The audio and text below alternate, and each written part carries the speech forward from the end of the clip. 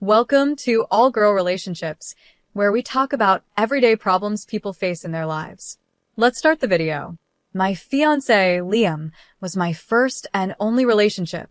We were high school sweethearts, dated all through college, got engaged at 22, and were supposed to get married at 24.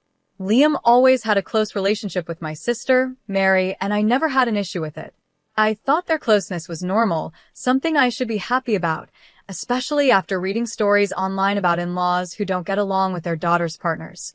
Even when some things seemed strange to me, like Mary's boyfriends always being overly jealous and protective of her, I chose to ignore it. I didn't want to connect the dots, even though the truth was always right in front of me. I brushed off my concerns as insecurity, but deep down, I knew my instincts were right all along. In the end, I felt foolish for closing my eyes to the truth when I should have been paying attention. I gave Liam and my sister the space to betray me behind my back, and they did it so cleverly on my wedding day of all days. Everything fell apart for me on what was supposed to be one of the happiest days of my life. If someone had asked me beforehand, I wouldn't have imagined that the people I trusted most would hurt me so deeply and in such a public way, with hundreds of people there. I still remember the moment I realized Liam wasn't going to show up for the wedding. It hit me when I found out he had blocked my number and all my social media accounts. I was in so much pain, and the tears just wouldn't stop. No amount of comfort or apologies from others could make me feel better. I couldn't believe that Liam and my sister had vanished without a trace, and no matter how hard I tried, I couldn't find them. I left Liam message after message in a daze, telling him everything Mary's boyfriend had told me, that Mary was pregnant with his child, but she had tried to make it seem like it was Liam's. I knew if Liam didn't read those messages now, he'd be stuck with Mary for a long time, and that's exactly what happened. He never saw my messages, and I figured they stayed together. I was heartbroken for a year, but one day I realized I needed to move on. I started going to therapy, joined some local clubs, made new friends, got my own apartment, and started living a decent life again. Years have passed since everything happened, and now it just feels like a bad dream. In a strange way, I sometimes feel grateful for what happened. Even though I was 27 when we were about to get married, I see now that I wasn't truly ready. Now I know what I want, and I've found someone who makes me happy. I started dating Adam, who treats me much better than Liam ever did. Things with Adam are going great, and we're planning to move in together and take the next step in our relationship. My life feels normal now, and I realize it's because Liam isn't around to cause chaos. But of course, this story wouldn't exist if everything had just stayed calm. It all started when I got a call from Liam. The number was unfamiliar, so I answered without knowing who it was. I was shocked to hear Liam's voice on the other end. He sounded like he'd been crying, and his voice was shaky. He began the conversation by apologizing for everything. Feeling awkward, I just replied with a quiet, while he kept talking. He said he had finally read the messages I sent him years ago, and that everything made sense now. He regretted everything and asked if we could meet just once to talk. I told him no, that after everything he did, I couldn't trust him anymore. Surprisingly, he didn't argue. He just hung up. I thought that was the end of it, and I felt relieved. I finally got some closure, and it seemed like Liam had gotten the karma he deserved. But unfortunately, that phone call was just the start. The next day, I started getting flooded with calls and texts from my parents, relatives, and even Mary. They all blamed me for ruining a happy marriage. My mom was especially upset, saying it was petty of me to tell Liam everything Mary's ex-boyfriend had told me, because apparently she and Liam were already building their own relationship. I shouldn't have tried to ruin things, but this made me sure that Liam must have confronted Mary, and something went wrong between them. Honestly, I don't feel a bit of sympathy for someone like Mary, who wrecked my home. Everything that's happening to her is because she couldn't be honest or loyal. Still, I can't help but have a little bit of doubt, even though Liam's family and even Adam are on my side. I really need some advice here. Am I wrong? I talked to Adam more about this because I felt it was time to tell him the whole story. Before, he only knew a few details. I told him about my wedding day, Mary's ex-boyfriend, Liam, and everything that's happened since. Adam was really understanding and supportive. He knew why I was so hurt by how my family was acting in this situation. He even suggested that I should meet Liam and hear what he had to say. I was surprised, but I agreed. I messaged Liam on the same number he used to call me. We talked a little and made plans to meet in a couple of days as he would be flying to my city. I'll keep you all updated. Well, I met Liam today, and everything you guys predicted was right. Mary had lied to Liam because, of course, Liam had more money than her ex-boyfriend, who was still in college when they were dating.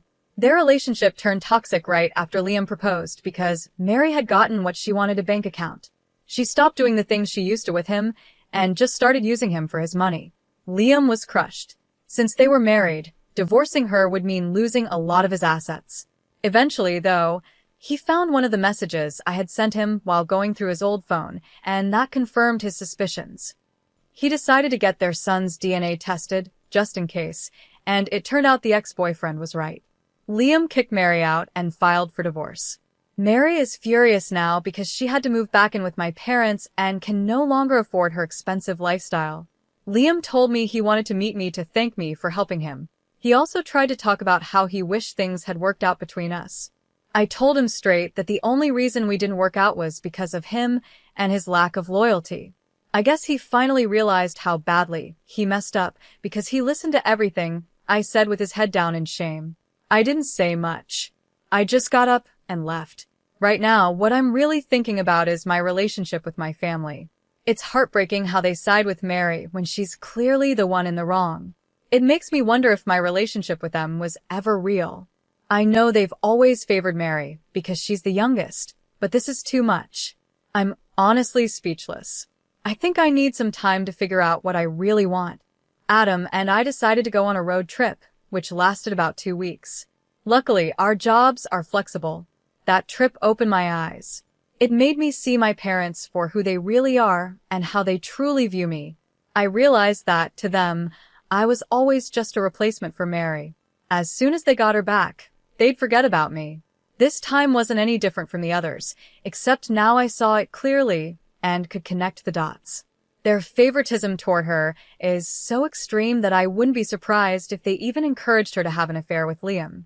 As expected, Mary threw a tantrum when she came back, and my parents got mad at me again. I'm sure they also gave her a lot of money, especially since she gave birth to their first grandchild. But, as usual, Mary ran off again, this time with another rich guy, and cut all contact with my parents, leaving them to take care of my nephew. I didn't find out from my parents, though. They started acting sweet and talked about wanting to see me again, which made me suspicious. So I called my cousin, who told me everything. That's when I realized they wanted me to take care of Mary's son until she came back, and then they'd push me aside again. I wasn't going to let that happen. That's when it all clicked for me, and I knew I had to cut them off. So I blocked their numbers. I got back to the city yesterday and also found out that Liam tried to move back in with his parents after losing so much money on divorce lawyers and alimony, but they said no. Like I said before, he deserves it. I don't feel any sympathy for Mary, my parents, or Liam. Mary's going to face her consequences. My parents are now raising my nephew, and Liam's life has fallen apart because he couldn't stay loyal. I have Adam, and my biggest concern now is just our relationship. Thank you. You're definitely for cutting ties with your family. It sounds like a mess, and the sooner you cut them off, the happier you'll be. You also need to trust your gut more, because it can really save you from a lot of heartache. I love how you ended up cutting your family out. I could tell throughout the story that they played a big role in all the problems. I'm glad you realized it and dealt with it at the root. Now on to my situation. I'm 28, female, and live with my husband, who is 30. My mom, who's 61, was diagnosed with early-onset dementia about a year ago. She's been living with us because none of my other family members are willing to take her in. Since I'm a nurse, there's been pressure on me to take care of her, but it's very different when it's your own mom. I know she's going to get worse over time. Right now, she's still enjoying life, watching her favorite movies and playing card games. But she can't be left alone because she's vulnerable and might accidentally start a fire or forget where she is. I have one sibling, an older brother named Larry, who's 37. Until recently, he hasn't helped at all with caring for our mom. Larry lives with his wife, who's 35, and they have 2 kids, ages 12 and 9. I've asked Larry for help a few times, but he always says he's too busy with the kids and their activities. Over the past month, I've been more firm with Larry and told him that she's his mom too, and the least he could do is help out once a week. Now, every Friday, he takes our mom out for the day, usually to get coffee and go for a walk. She loves it and it gives me and my husband a break. But Larry's wife is upset with me. She says I'm taking Larry away from their family, and when he comes home, he doesn't want to help with housework or play with the kids. I told her that's not my fault, and that our mom's care isn't optional. It's not fair for me and my husband to do everything when Larry is fully capable of helping. She suggested we put our mom in a nursing home. I told her we can't afford a nursing home unless she and Larry are willing to split the cost. She said they have better things to spend their money on. I told her, well, tough luck, and that Larry will have to keep helping. She called me a jerk for making Larry help. You're definitely. Taking care of your mom is a huge responsibility for you and your husband. Your brother helping out once a week for a few hours is the least he can do. If he's too tired afterward to help his wife or take care of their kids, that's their issue to figure out. They chose to have kids, so that's not your problem. I'm sure you also have other things you'd like to spend your money on, but here you are providing full-time care for your mom and covering all the costs from what it sounds like. Your brother's wife is being selfish for not trying to understand. But this can't continue like this, it's only going to get harder. Don't let yourself be the only one handling the finances and care for your mom. You and your brother need to work together to find a solution. Of course, you should consider your husband, and he should consider his wife, but they don't get the final say. If your sister-in-law doesn't like it, go on vacation and drop your mom off at their house as long as it's safe. Let her see what it's really like to care for someone with dementia. Now, onto my story. My boyfriend, who's 32, and I, 34, are celebrating our 4-year anniversary this month. Since the actual day is on a weekday, we decided to celebrate on the weekend.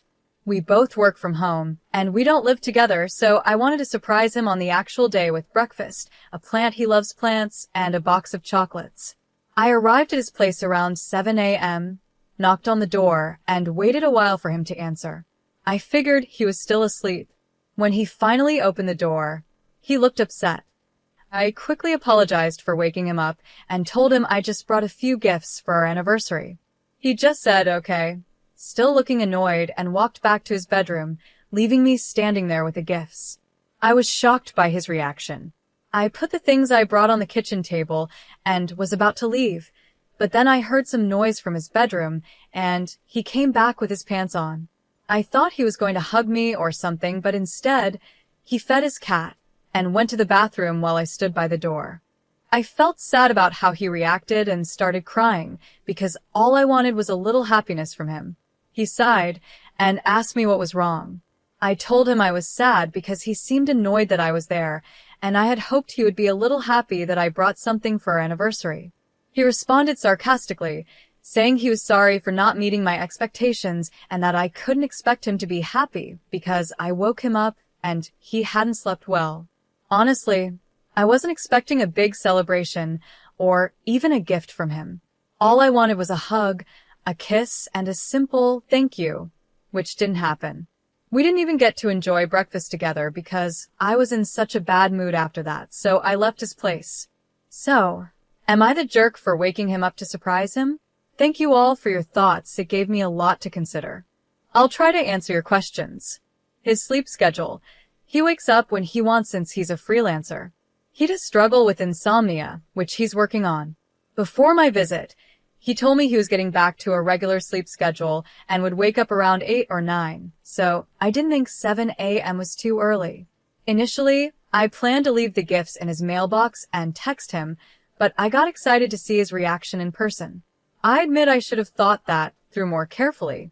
I don't usually show up like that, but I thought it would be a sweet gesture. Does he usually like surprises? Yes, he does. Keys to his place. I used to have them, but he asked for them back after getting his cat, which he adopted when his grandmother moved to a retirement home. His mom takes care of the cat when he's away, which is why I don't have keys anymore. Some people think it's weird he didn't make another copy, but I don't see it as a red flag. We just didn't think about it. Is he cheating? No, he's not cheating. I didn't give any hints that I didn't trust him. The noise I heard was just him drinking water, making his bed, and putting his pants on. I trust him. For the update, we talked about everything and we both agreed that we were a little in the wrong. I apologized for waking him up after a bad night and getting upset at how he reacted. He apologized for making me feel rejected and said it would have been different if he had slept well. He also mentioned he was touched by the gesture, not the jerk. Look, I'm not a morning person either, so I can be like a zombie when I wake up. But even if I were barely functioning, I'd still give you a hug, say thank you, and let you know I needed a quick shower to fully wake up. After 5 years, you probably know his sleep schedule. A lot of comments are focused on the fact that it was 7 a.m., which is when most people are awake, but since he works from home, his schedule is different. If my partner woke me up at 4 a.m. with a surprise, especially on a day we had already agreed not to celebrate, I'd probably feel the same way.